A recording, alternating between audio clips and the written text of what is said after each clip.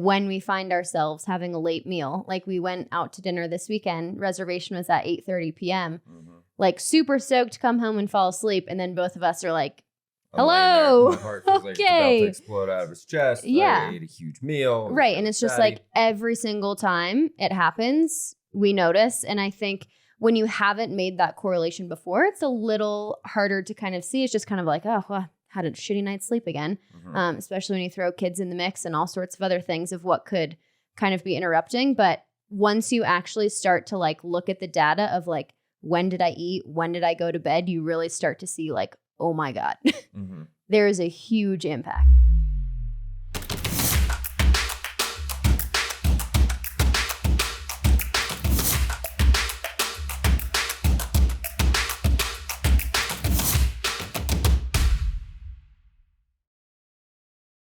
And we're live. What up? It is the Fueling Fire show with All Terrain Fitness. Coach Hailey here. Coach Garry here. And today we're talking about my favorite thing in the world other than snacks. Sleep. Sleep, which you haven't been sleeping too well recently. No, I was just going to say we were trying to come up with like, oh, what topic is kind of become a buzz thing in our community lately. And sleep has been thrown around. And usually I feel like I have really, really good sleep. And it's like what I look forward to all the time. In the last, what would you say, 2 weeks, week and a half? Yeah. Oh my God. It's been horrendous. Nightmare of sleep for you. Yeah. So maybe we can rectify that. Yeah. Well, insomnia is a natural thing for many adults. It is. Even if you do all the habits. You know, what's really funny though is last night was the first night that I had, like I felt like I had actual quality sleep. And we did something last night that really helped. Cold plunge. And I think, you know, that's been one of the things that I've noticed in the last little bit is that I've been super, super hot. And I think that's one of the keys that we're going to kind of dive further into today. Is really talking about our body's core temperature and the temperature of the room that you're sleeping in. So I'm excited to put my plugs for cold plunges in later. It also helped that the first night that you slept well, I didn't sleep well. And you may have ended up on the couch, but that's neither here nor there. So you don't have a furnace in the middle of your bed? You're just in my way, clearly. Just heating up the whole room. Yeah. Well, awesome. We are going to pick apart a few things. Maybe we'll dive into some nuanced things that can potentially support you. But the overarching discussion is going to be talking about quality versus quantity. And you brought up a really good point earlier in nutrition. We're so worried. So many people are ass backwards in that they think about quality first before the quantity. Right. And in sleep, we're ass backwards that we think of the quantity before the quality. Right. And so, you want to? No, go for it. And so whether you do all the sleep hacks out there you can do, the number one thing that you should think about, your number one mission should be, can I optimize my quality? If I have 6 hours of sleep, you know, or should I say for me personally, if I'm going to sleep 8 hours or 6 hours, one of them is going to be crap 8 hours.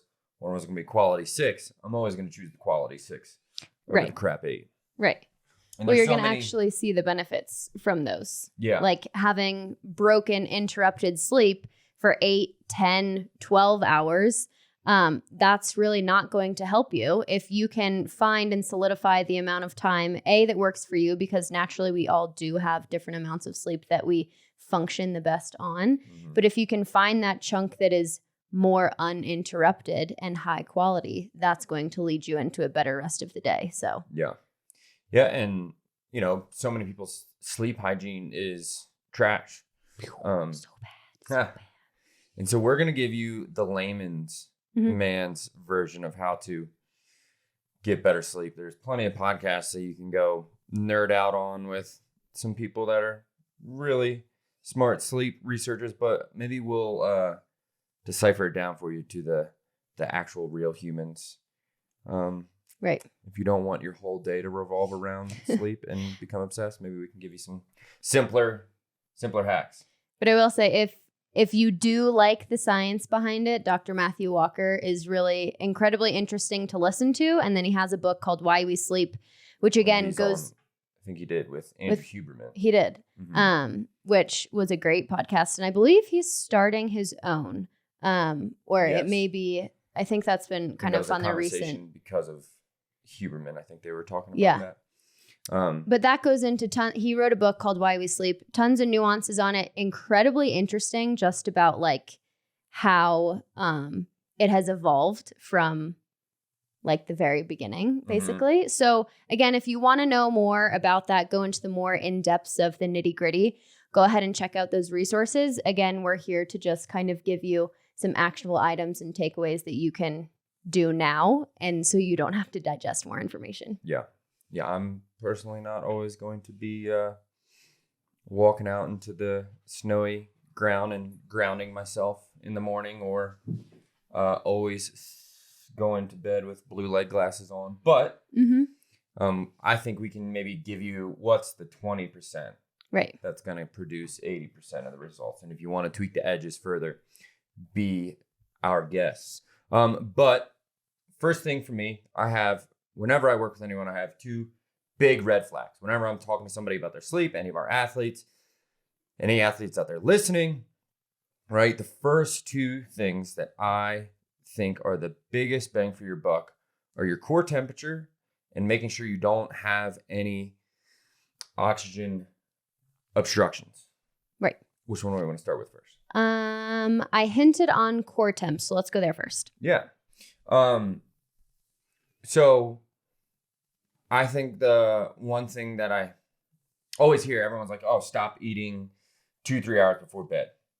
Right. And it's always just like, you don't know why. For digestion, maybe just you're like, cool, I guess, whatever. It's kind of like a misconception too of like, I'm going to gain more adipose tissue. Fat breaks down differently if I eat it past 8 p.m. Yeah. And there's just like weird, where it's like, there's this magical thing I feel like that people think happens at 8 o'clock, when in reality, it's like, okay, this message got like really messed up along telephone of getting people to not eat closer to bed, but it's tied to core temperature. It's not tied to the food breaking down differently, all of us that like you can eat a donut at noon, but you can't have a donut at 8. Yeah. Like I eat carbs at 8, I'm gonna put on fat. Yeah. And so this is why people say that, and it's been twisted so many times.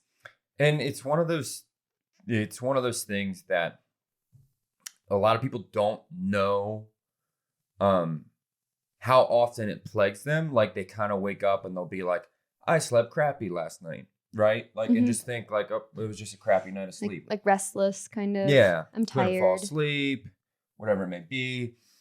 One of the biggest things that I think, who said it? I can't remember the quote, but just like we have a sleep core temperature problem in our country, right? Kind of like the obesity epidemic. That's what they call it.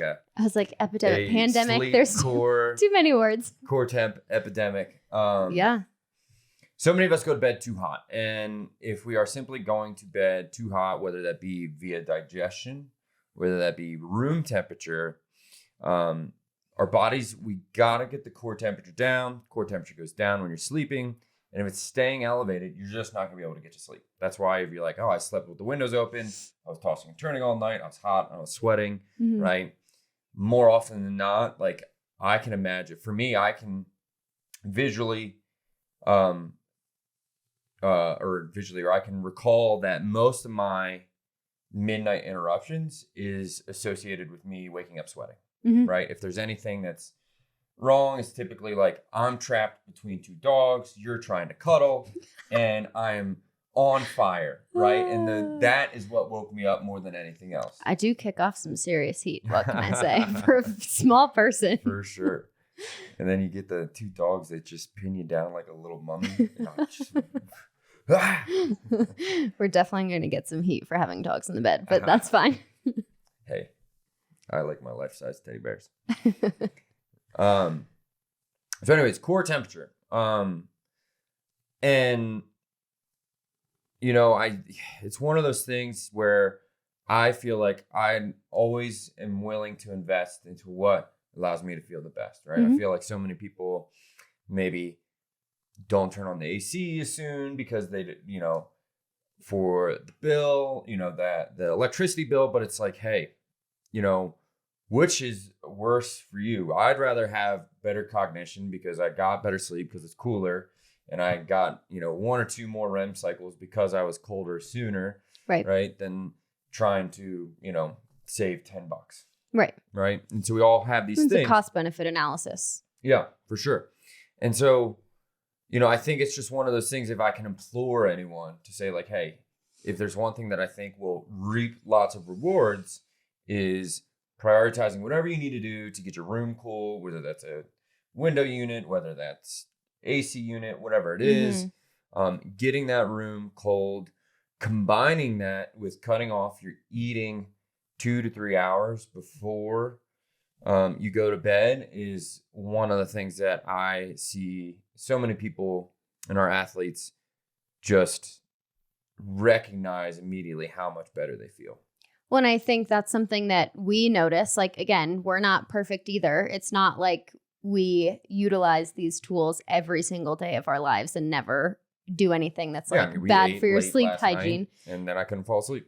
Right. But I think it's one of those things that it's like, it's almost 99.9% of the time that when we find ourselves having a late meal, like we went out to dinner this weekend, reservation was at 8:30 p.m., like super stoked to come home and fall asleep. And then both of us are like, hello. My heart feels like it's about to explode out of his chest. Yeah. I ate a huge meal. Right. And it's just like every single time it happens, we notice. And I think when you haven't made that correlation before, it's a little harder to kind of see. It's just kind of like, oh, well, had a shitty night's sleep again, especially when you throw kids in the mix and all sorts of other things of what could kind of be interrupting. But once you actually start to like look at the data of like, when did I eat? When did I go to bed? You really start to see like, oh my God, there is a huge impact. And, I think that's general. Like if you just want to start with any 2 low-hanging fruits, get your room cold and just try to cut off eating 2-3 hours before bed. Now, I think there's a couple more layers that you can add to that,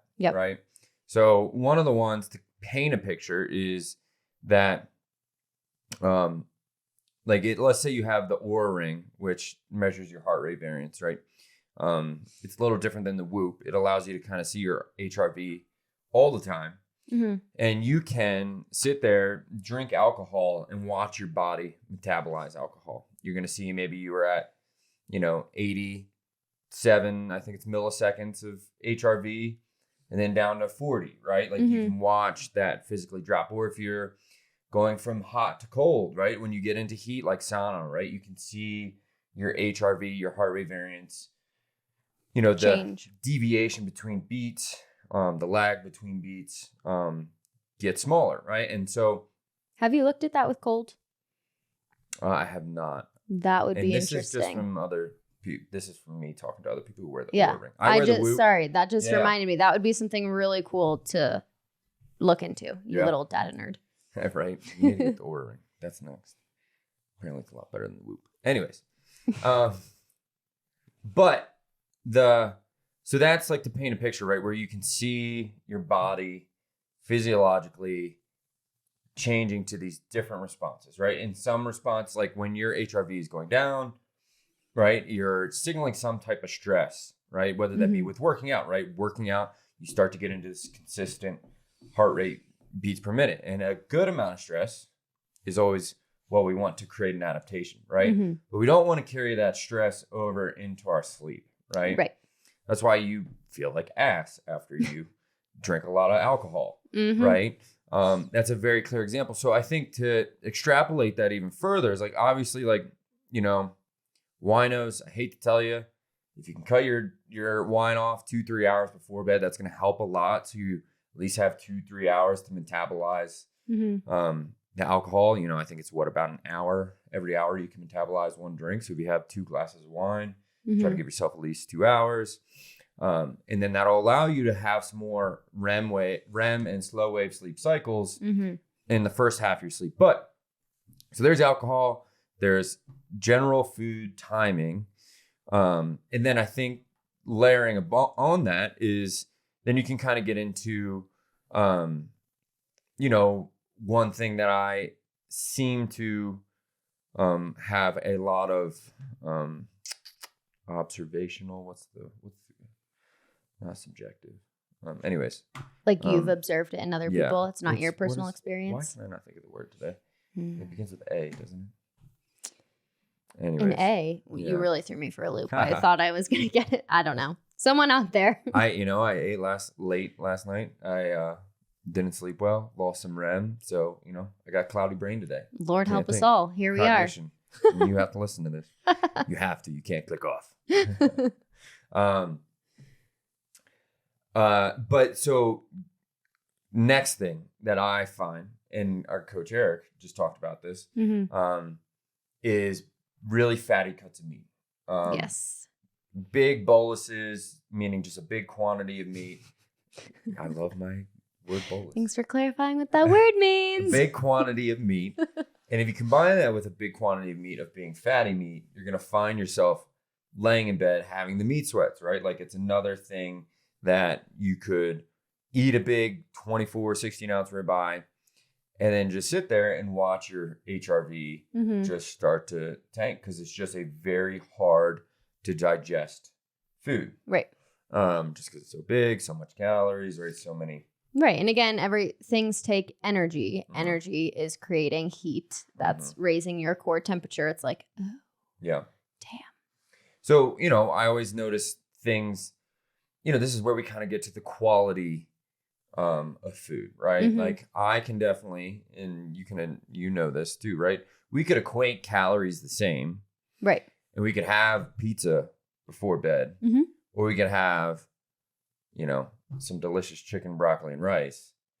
And we all know we're going to sleep better with the chicken, broccoli, and rice. And I think there's a couple things in there, right? We're metabolizing something that's a little harder, maybe a little higher in fats. Fats raise the core temperature a lot. So does heavy protein, right? So especially if you get the fats and proteins together with a big ribeye. But then another thing that I notice for me is like foods that I'm reactive to, right? Foods that make me bloated, gassy, going to sleep, gassy, stuff like that. Those things tend to also affects your partner's sleep too. Yeah, it wakes her up. Well, when we had, so we took a food sensitivity test, and some people out there in the medical field say it's malarkey. Others swear by it. We took it regardless. You just wanted to try it. Like, hey, let's see. Right. And you know what? It came back with a lot of information that we intuitively knew, that we've been acute observers of, like, hey, I eat this food like milk and you hate me for the next 48 hours. Accurate. Very, very accurate. Right? What we didn't see coming were the other foods that I was like, oh, you are weirdly impacted by lentils. Yep. Lentils and me do not get along. So if I'm ever on alone, make sure I'm not getting lentils. Getting lentils. Well, you'll be alone, so it won't matter. But yeah, so I mean, we have foods that, we all have foods that we tend to be a little bit more reactive to, that upset digestion, make you a little bit bloated, make you a little gassy. Same thing, right? Is producing this stress response from your food, right? Same thing of metabolizing alcohol. Also thinking of it in the light of like, man, if there's these foods that I'm reactive to that create this almost immune inflammatory response, right? We're going to get this stress. And if we add in these layers, right? Even if we cut off 2-3 hours before, right? We're definitely still not going to have as high of quality as we could. Right. And again, this is as we could. And these are the more nuanced versions where it's like, we're trying to squeak out as much quality as possible. Again, since so much of us are limited on time. It's not that you won't be able to sleep if you have pizza or something that you're reactive to. So yeah. And again, if you're making it equated to your calories for the day, that's still going to be better than having chicken, broccoli, and rice and overeating your calories for the day, right? If you have 1 or 2 slices of pizza and it's 500 calories versus eating 1,000 calorie, quote unquote, healthy meal, right? It's still going to be better for you in as far as digestion and recovery, right? So, again, we're looking at this in layers, right? What layers do you want to do? And we're always in the mindset of we are not the coaches that shy away from delicious foods and every once in a while knowing that I'm going to smash this pizza and I know I'm going to feel like ass tomorrow because I'm not going to sleep and it's like 11 o'clock, right? We're very much the chronic versus acute, right? Yes. It's saying, are there things that I can do 80% of the time in my Monday through Friday routine where things tend to be the same, get into a better position. So when I do want to go and do, have the late night drinks or eats like we did on Saturday, right? I know that I can recover well. I can get back to energy. I'm not doing this every single night, every single day, and then wondering why I feel like I always live in a cloud. Well, and that's where the information is power, knowledge is power can really make you have that freedom from food that we've talked about in prior episodes, where it's like you don't have to, like when you live in this weird unknown bubble of not knowing why your body's responding the way it is, it puts you in more of like a fear-based state of confusion and frustration. When you can go out, enjoy yourself the next morning, we're both like super groggy and it's not like, oh my God, like, why do I feel like such shit today? Like, and going in that whole negative spiral, it's like, whew, man, that meal was good last night, but I feel like shit today. Exactly. And that's okay because you know why your body's doing that. And that makes you feel in control. It's not this weird out of control spiral experience. For sure. It's something that we see all too common is so many of our athletes coming in and saying, like, I just want to get back to having clarity. Like, I feel like I live in a constant cloud. And it always tends to very much coincide with higher levels of adipose tissue.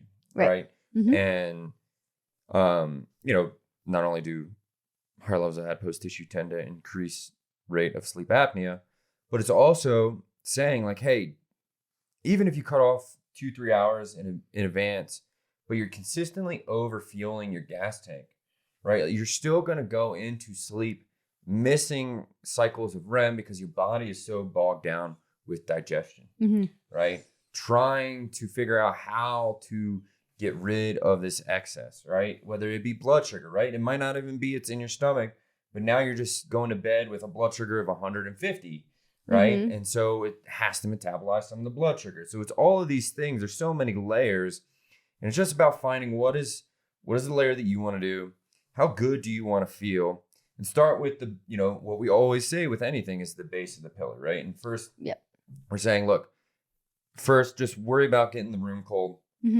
making sure that you're trying to stop eating 2 to 3 hours.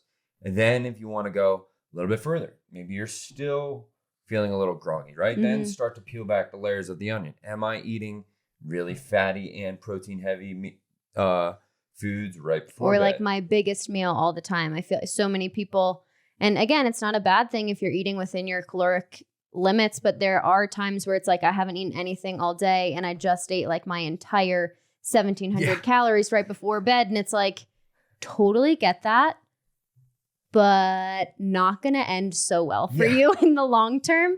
And so it's one of those too, where it's like, okay, let's just use that as like, let me reflect on this. Is this what I'm doing? Like, let me just try it. Can I squeeze out a little bit of extra energy if I just broke that across the day a little easier?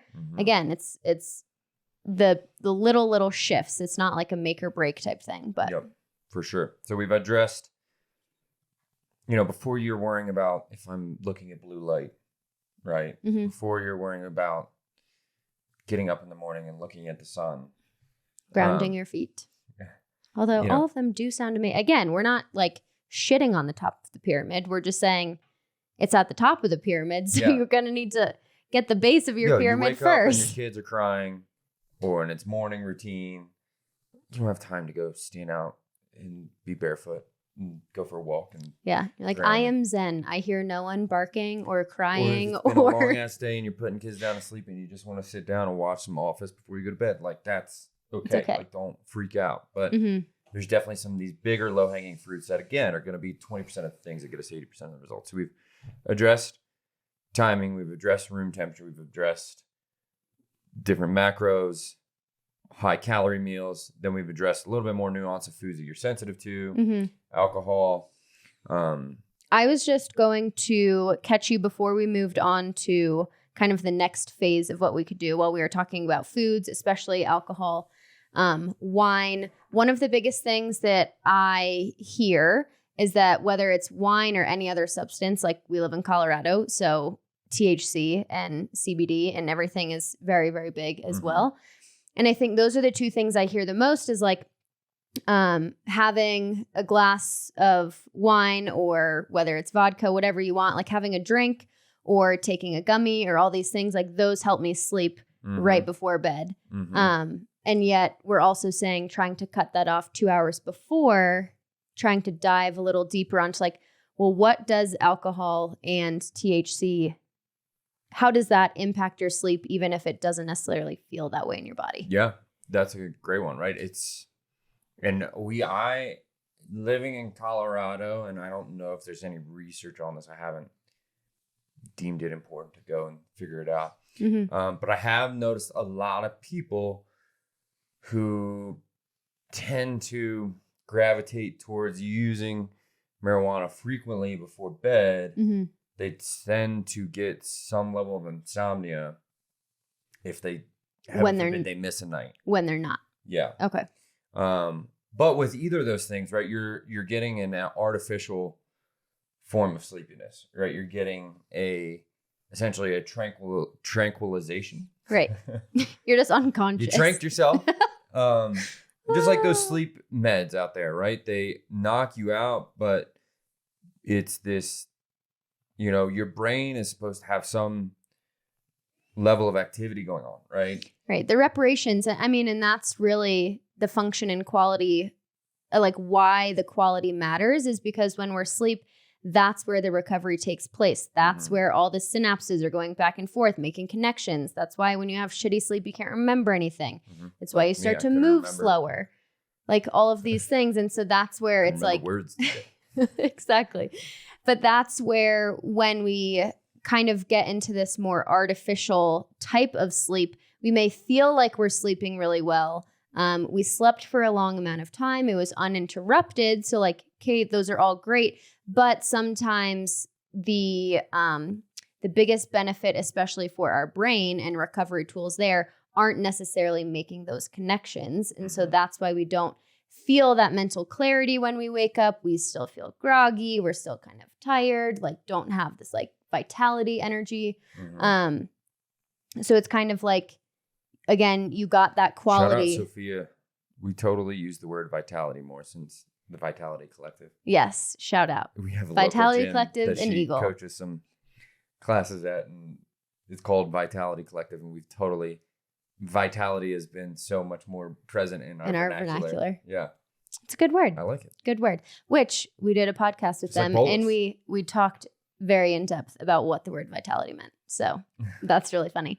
But I think this comes back to the beginning of the episode of the quality and quantity and why with sleep, we're kind of hyper-focusing more on the quality of our sleep, not necessarily the quantity, because we can sleep uninterrupted for like 8 to 10 hours and still have shitty sleep.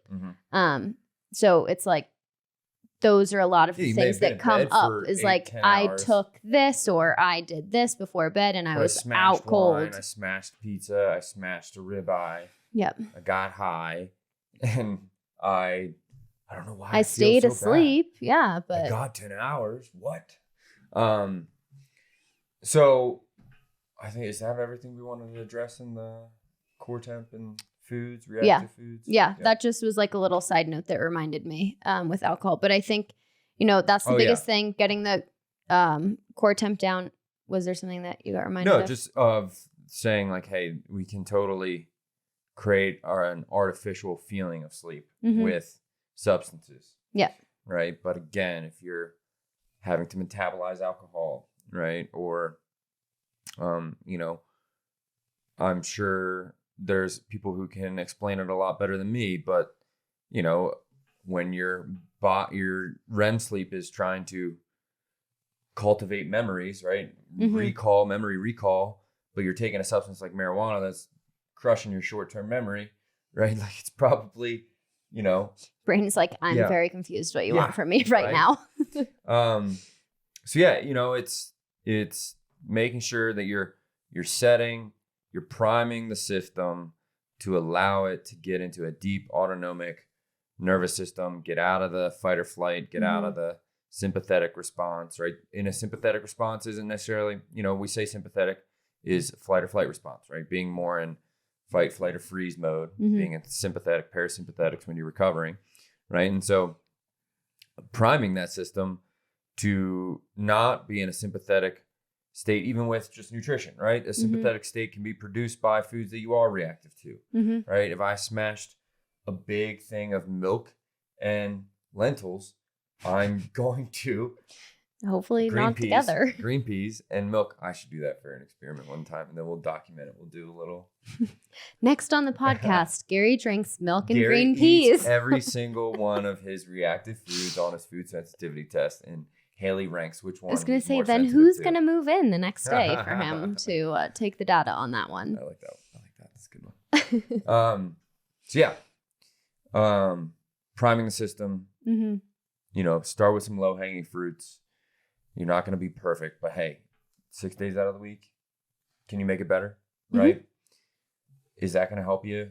Over time, too. Consistently over time. When you are doing that 5 out of 7 days a week, out of the 52 weeks throughout the year, you're spending a lot more time in that high quality state than low quality state. Again, it's not this all or nothing mindset. And that's what we really try to break away with food, with sleep, with workouts in general, trying to find something, those low hanging fruits that work for you that you can consistently do. So you actually see the impact instead of like one day getting like everything perfect for sleep. And it was like, this is awesome. And then you never do it again because you're like, wow, that was so much work. Right. So do what you can do, layer things in one at a time. Also see what works for you. Some things just maybe like, I didn't really see an impact in that. Give it a little bit of time first before you just throw it away. But that's really what it is. Just consistently do it over time. And you're going to see that quality start to amplify your life. For sure. I mean, when we get into the next thing, breathing obstructions revolutionized my life. Yeah. I felt like dog ass.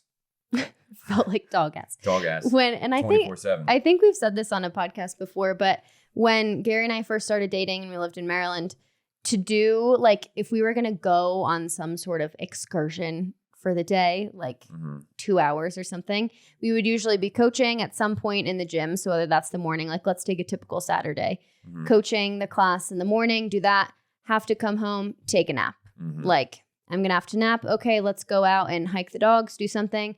Go do that. Okay, I need to take a nap before we like see friends or do anything. And it was like, what is happening? Like, and also I come from a family that we're very much like from the moment we wake up till the moment we sleep, we're doing something. And I was like, why do you need to nap? Yeah, even I mean, optimizing my sleep, I still need nap. They wonder why I nap all the time. Love you, family. But it was just this thing all the time where it's like, why are you so tired all the time? And then it was like smashing caffeine. My God, the amount of caffeine you drank is insane. Right, before I'd go coach class, I'd smash a red eye. A red eye. I'd come back preparing for my nap, but say, hey, I'll have another red eye. Coffee nap. Before I go take my nap. And just fried all the time. And, it came down to having some sleep apnea, some undiagnosed sleep apnea. And,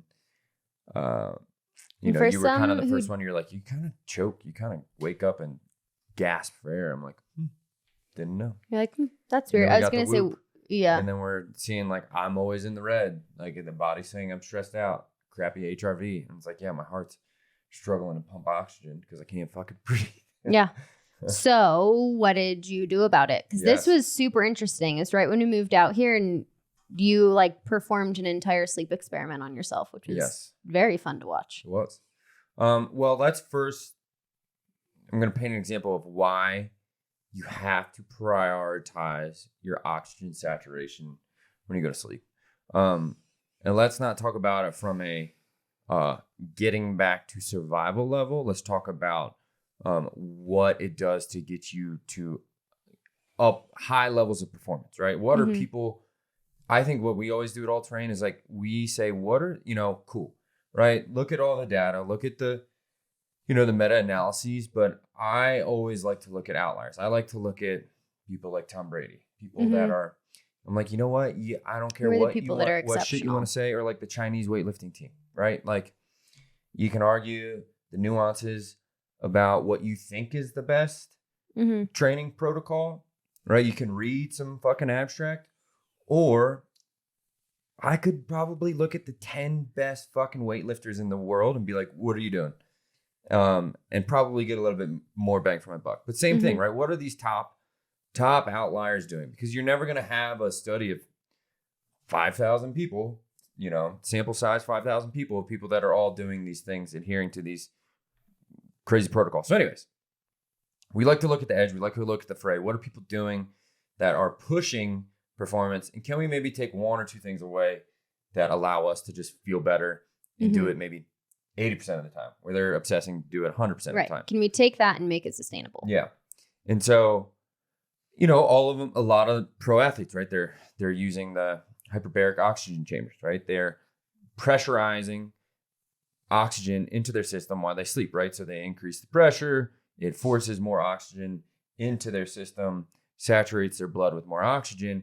And what they're seeing with, tracking sleep now, all the wearables that we have, right? They're, in a 6.5 hours of sleep, they're almost, full 6.5 hours of slow wave sleep and REM sleep, right? So we see higher levels of oxygen, O2 saturation in your sleep, increase the levels of REM and slow wave sleep that these athletes are producing, right? And so, which is the high quality sleep, right? If we're getting more slow wave sleep, our body's recovering better. We're getting more REM sleep. Our brain is recovering better. We're going to be having more mental clarity. And so obviously we're not going to necessarily be sleeping in a hyperbaric chamber. I will at some point when, I'm just old and crotchety and don't want to sleep in the same bed with you. Can dogs go in hyperbaric chambers? Because I don't know if you're going to be able to sleep without You can have the dogs. Oh, did you hear that, See? That's so sad. Sacrifice for increased REM sleep. So for me, I was having obstructions in my my breathing, right? And so it lowered my oxygen saturation. So, many of us, there's things that we can do in our sleep to assure that we're trying to maximize our body's natural capability of increasing our oxygen saturation. So, I always ask people, like, are you waking up with your nose stuffed, right? Are you waking up with a dry mouth? Do you always have snoring? To get up in the middle of the night to grab a drink? Yeah. Do you feel like you need a glass of water, right? Is your partner complaining of you snoring, right? These are all forms of some type of breathing obstruction, right? And so there's many of different forms, right? There's and severities. Yes, right? Some people from allergies, some people with their sternocleidomastoid falling and obstructing their mouth, some people choking on their tongue, right? I'm sure there's plenty more out there. So everyone has to kind of go on their own journey of what that looks like, right? Using breathe right strips. You can't just take a pill. Yeah. Just fix it. Yeah. Instantly. Sorry, peeps. Not a topical cream. Yeah. Okay. If you're a quick fixer. Damn. Just turn off now. But first, just being observing, right? Like just checking for any potential signs that, am I, again, waking up stuffy, cotton mouth, right? Does partner say I snore all the time, right? Am I gasping for air? Like for me, where I just stop breathing and right? Like you wake me up with weird sounds. What does it sound like? I don't know. Like you can't breathe. It's very strange. I think you were just choking me each time. I don't know what's happening. If he dies in his sleep, it wasn't me. I'll just slowly kill him with chronic air obstruction. It's in the murder podcast, I promise. So anyways, for any of you out there saying, just think of it in the sense of oxygen is the one, like we talk about things most essential to our survival. Oxygen is the fastest thing. It's pretty high up there. Yeah. You know, it goes oxygen, water, food. So it's probably pretty important to make sure that we are, you know, adhering checking in on it. Yeah. You know, I don't know. Might be. Yeah. So if you are somebody who has clinically diagnosed sleep apnea, right? Wear the fucking CPAP. Do whatever they're telling you.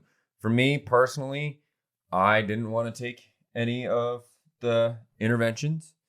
Of, you know, there was, and again, I am not a medical doctor and don't do what the fuck I do. But my one of my good friends is ear, nose, throat doctor, right? Dude knows all the fuck about it.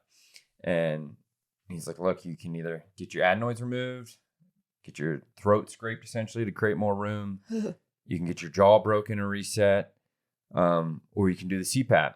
And so, or he's like, you can get a mouth guard that protracts your jaw forward. And so you don't let your tongue fall into the back of your throat and let all your stuff collapse. But for me, so I was doing that. I did some self-tests. It increased my O2 saturation. I ended up buying a continuous pulse oximeter, monitoring my sleep.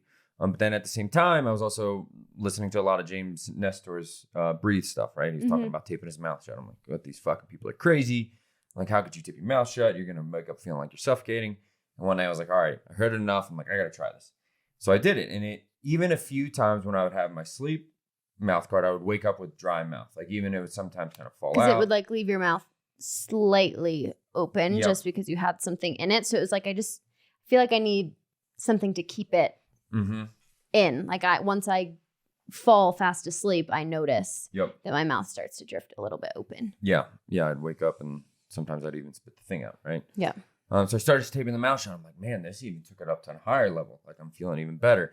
So then I was like, well, let me test it without the mouth guard and see if my O2 saturation stays the same. And it did, you know, across 7 days. I think I tested it for 7 days. My O2 saturation stayed the same without the mouth guard and just tipping my mouth shut, right? And it's simply, I just, when I go to sleep, regardless of how much I tape my mouth shut, I just start opening up, catching flies with my mouth, and then I start gasping for air. And so for me, it was as simple as taping my mouth shut and then having a pre-bed routine that I can breathe out of my nose, right? I clear my nose, I do saline spray, I blow the saline spray out. So now I've cleared my nasal passages from a day of pollen, dust. You know, we do a lot of trail running. We have dogs that run through sage brushes, right? You know, they come in just essentially, you can see the dust and pollen and stuff flying off of them. But that has also then in turn improved my allergies, right? I'm not as congested. I used to suffer so much more from congestion. I'd be taking Flonase. I'd be taking all these decongestants, right? Claritin D. It starts to be one of those things where, I don't know if you can necessarily say like the chicken or the egg, but it's one of those where it's like, well, I can't tape my mouth shut because my nose is so stuffy. And it's like, okay, but also if you start taping with your mouth shut, your nose is going to stop being so stuffy. Yeah. So like, and we're going to have to jump there first. And so it's like, day, clearing it out, right? Just like you do anything else, right? You take a practice of consistently doing it over time, things improve. Right. But that's definitely the biggest thing. And I will say, I don't tape my mouth shut at night, but we have come to realize it's because I naturally keep my mouth shut, usually while I sleep. Right? My father does that as well. He keeps his mouth shut. But when, you know, one of us brings our dogs to his house that he's allergic to, he's like, I finally noticed what you were saying. He's like, I wake up and my mouth is dry and I feel like ass. Like I had terrible sleep. And I'm like, yeah, when you get stuffed up, right? So allergies, right? Taking that into account, and your stuffiness, and you know, many people with your nose, if you can't nose breathe, it's typically because it's not that it's like you just can't, it's just that you're never giving assistance to it clearing out, right? You know, we develop, the more it stays congested, the more polyps we start to produce up there, and then we, you know, our nasal passages start to get more clogged. So you can improve it, you can clear out your nasal passages. And for me, not allowing the pollen and stuff and dust to sit into my sinuses all day long and clearing them out, right? Yep. Has helped me tremendously. I don't really, other than the mid part of allergy season, I don't really take any more allergy meds, but I used to have to take them almost year round. I'd have to take post-nasal drip stuff. I haven't taken that since I was in my teenage years, or early 20s, should I say. Mm-hmm. So anyways, for those of you, bottom line, maximize your body's capability of saturating your blood with oxygen.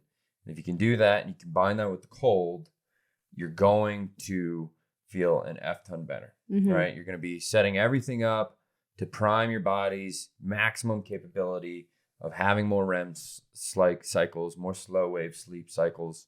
And you're going to repair the body better. You're going to have more mental clarity, better memory recall. You won't feel like you're in a cloud like I am today with the crappy sleep that I got, 4 hours of sleep. Maybe it's because it's also cloudy today and you're like very affected by the sun. Here's the thing is insomnia is something that most people at some point always have little bouts with, right? And that's okay. And I think that's where you can kind of get into an even deeper layer of nuances, right? So we've talked about cold, we've talked about oxygen. But then there's definitely timing, right? Yeah. There's timing of workouts, there's timing of when you wake up, and there's, sun exposure, all these kind of little things that you can definitely go a little bit further. And totally, if you want to learn more of the actual sciences, deep layers of what's going on, check out that other podcast that we discussed. But really it's clear that working out in the morning, if you're somebody who has insomnia, is going to help improve that sleep. It's also pretty clear that you're doing compound lifts, that you tend to sleep better. I definitely notice when you're balancing out your training with not just cardio, and not just HIIT and not just steady state, even you get some resistance, HIIT and steady state, and you're kind of hitting all these energy pathways, but it's definitely the resistance training. You get a lot better sleep because you've torn down a lot of tissue, so the body is going to force itself into more slow wave sleep to repair. It's seeking the reparations. Yeah. And when it's like, we don't really have as much to do. So, yeah. Or we're bogged down trying to do all the other shit that we need to do for you. Yep.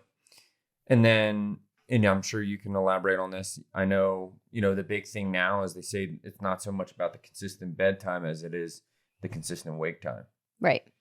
Well, and that's kind of one of the biggest misconceptions is like, I'm going to go to bed at 9:00 every night. That's like super early for most people, but that's 9 p.m. bedtime is like my favorite thing in the world. Or it's like, okay, if I just get to bed by 10:30, if I just get to bed by 11, and it's like the bedtime, because again, we're looking for something we can do sustainably, consistently.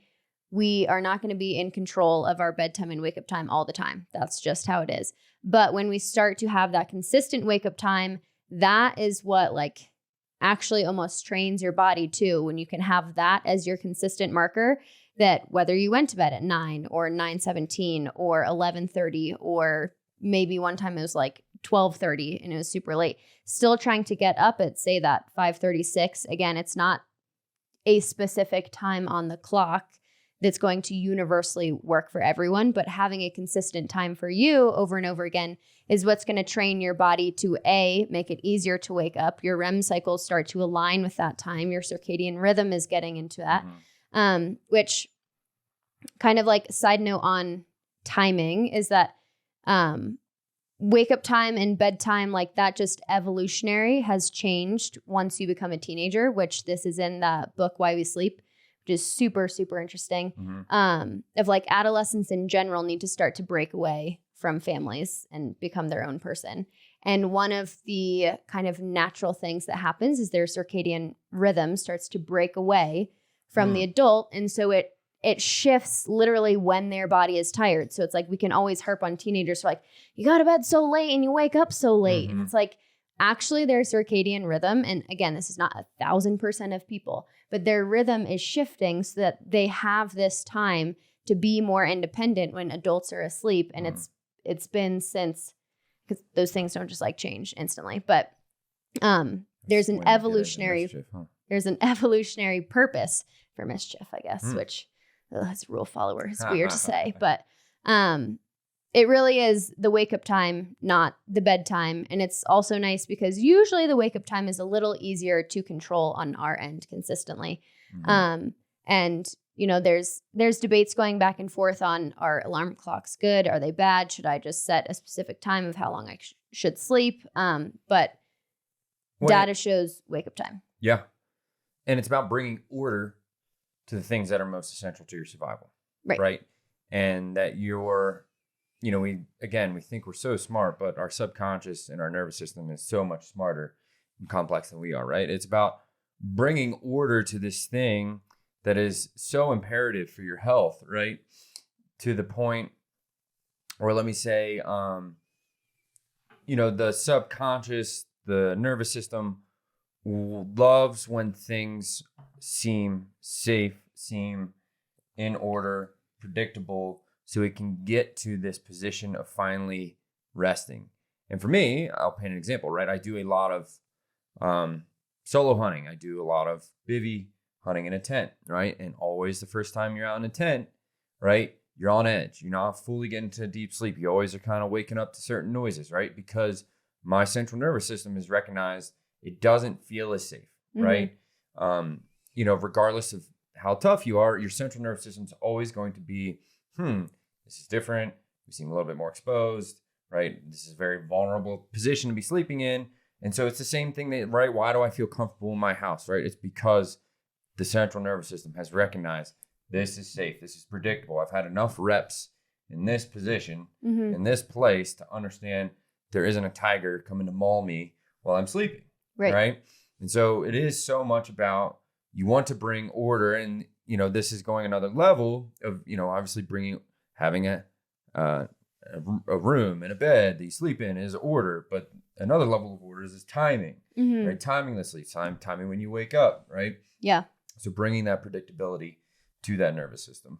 Well, I think that harps on such an important point. And I feel like I'm like making connections just for my own personal things right now. But what your like working on your mentality, and whether that's anxious thoughts and feelings, depressed thoughts and feelings, that's going to greatly impact your sleep. And it's so interesting because over the last month or so, that's really when my sleep has been really bad. And it's like uncharacteristically bad. Like, I don't know what's happening. And again, these other things are pretty dialed in for our consistent action. But the one thing that has been coming up a lot more is like these very panicked feelings that I used to get growing up. And growing up, I could not sleep at all. Like, that was the huge thing. And it's funny where the research has come, because they were trying to do everything for me as a child, like just run her on the treadmill for a little bit, get her tired before she goes to sleep. That doesn't work. But it was always this thing that people were trying to do these quick fixes, but we weren't making the connection between what was going on and what I was trying to battle mentally and how that was impacting my sleep, because I didn't have that feeling of feeling safe and secure within my own thoughts. Now, it wasn't because of my circumstance. It's not that I didn't have a shelter or have all of these things that I needed to.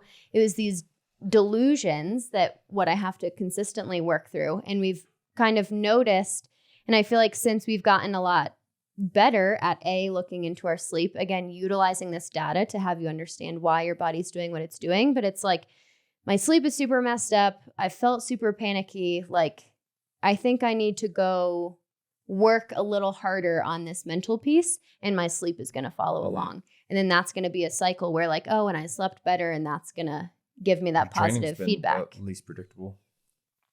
Yeah. Well, and so that's the other thing. That's what you and I were talking about of like, you know, sleep is just not, and he's like, well, your workouts also haven't been as consistent or as, like we were talking about strength training. They haven't been as, not like intense. That's not the word I'm looking for, but it's just been very much like broken. Get some work done. Yeah, just trying to do. And there's seasons of life that are like that. Again, it's totally fine.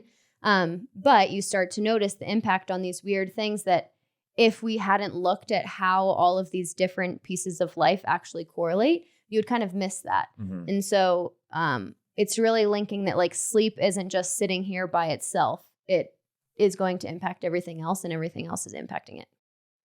Hey there, thank you so much for tuning in. We hope you enjoyed the episode and took away some value that will amplify your life. But if you are ready to become an all-terrain human yourself, then click the link below to head over to our Facebook group to receive a copy of our all-terrain body blueprint, the 5 key pillars to a fast metabolism for life. These 5 pillars will show you how to speed up your metabolism at any age and eat for your specific metabolic needs so you can obtain your ideal composition without eliminating foods and spending all day in the gym. So if you're ready to reclaim your energy, vitality, and fire for life, then click the link below and head over to the All Terrain Fitness Mentality and Fat Loss Facebook group to pick up a copy of the All Terrain Body Blueprint, the 5 key pillars to a fast metabolism for life, and we will see you on the inside. You know, if you are more predisposed to anxiety, depression, stuff like that, when your sleep routine is out of order, it also amplifies that, right? So Oh, yeah. it can be a causation, and it can also make it even worse when you aren't getting adequate sleep. And you I love don't my sleep sister. well, and then you get anxious because you're not sleeping well, and then you're anxious to go to bed because you're not going to sleep well, and it's not fun. My sister is clinically diagnosed with social anxiety, and she would be the first to tell you, love you, sis. I know you don't listen to this anyways. But she lived with us for a period of time, 2 months, and every time she would have her worst episodes, her worst freakouts, it would always be when she randomly stayed up till 4 a.m. and binge watched some Netflix, and then slept in, and then the next day the anxiety would be through the absolute fucking roof, right? And it's your if you already have these behavioral patterns that you're more predisposed to, and then you get your system, your circadian rhythms into a level of chaos, you're going to have higher levels of anxiety and depression come about these things. Like if you were a nomadic people and shit was real fucking crazy, like the people who are already more predisposed to those behavioral patterns, when shit's real fucking crazy, they're going to be the ones freaking out at another higher level, right? And so it's anytime you add a layer of chaos into the element when it comes to your system recovering, being better, right? You're going to find that it's inevitably going to make these not bad traits, but these inherently things that you don't want to happen as much happen more frequently. Right.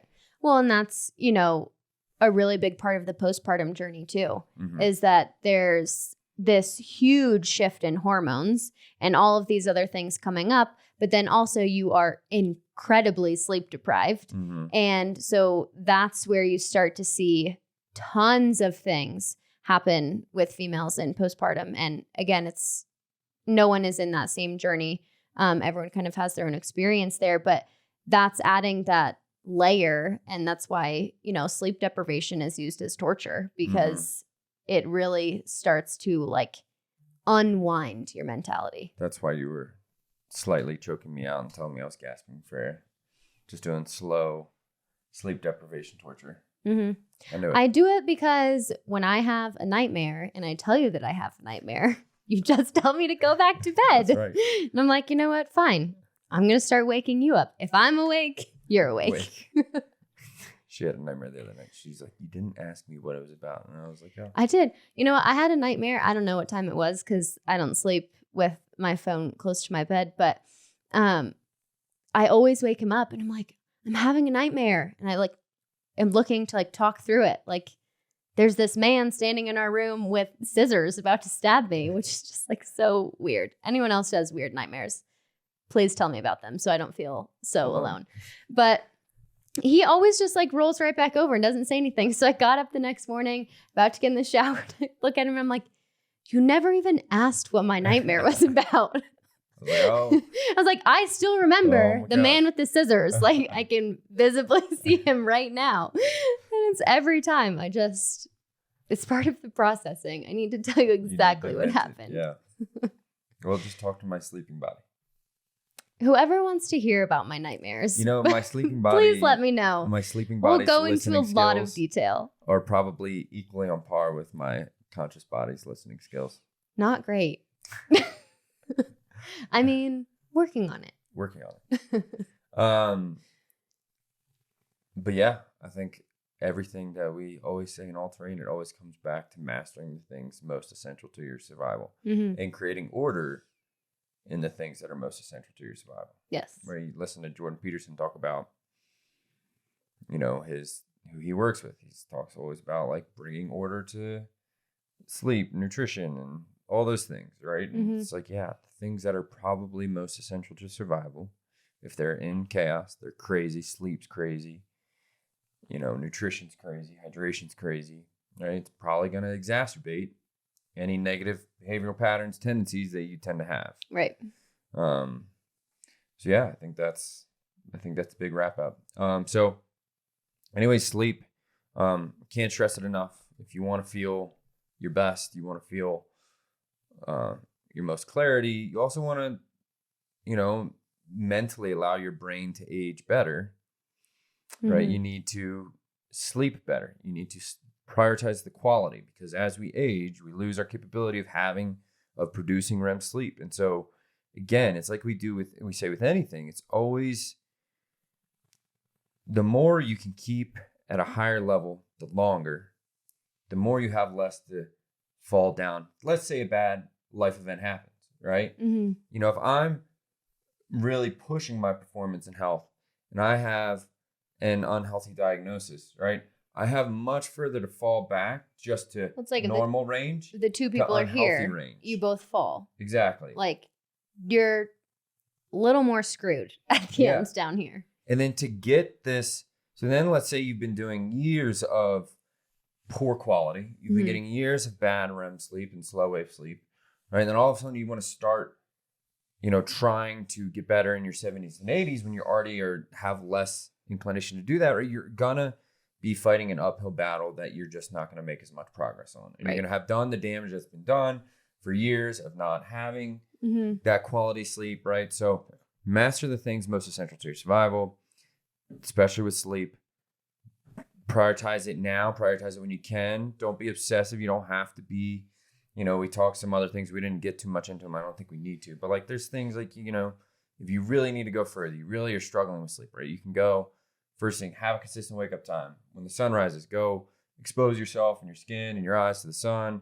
You even go stand on some natural ground, bare feet, right, in the morning. You can then at night when, you know, the natural sun is going away, start to take away artificial light, right? Do more candlelight, stuff like that if you can. Or if you really are somebody who's struggling, but again, it's such a layer of nuance that at that point, right, you're really tweaking hairs. So do the master the basics and you're going to find a lot more quality life, and you'll be good. Is that it for sleep? I think so. Get the room cold. Make sure your oxygen is great. It's going to impact your mentality. Boom. Bam. Peace.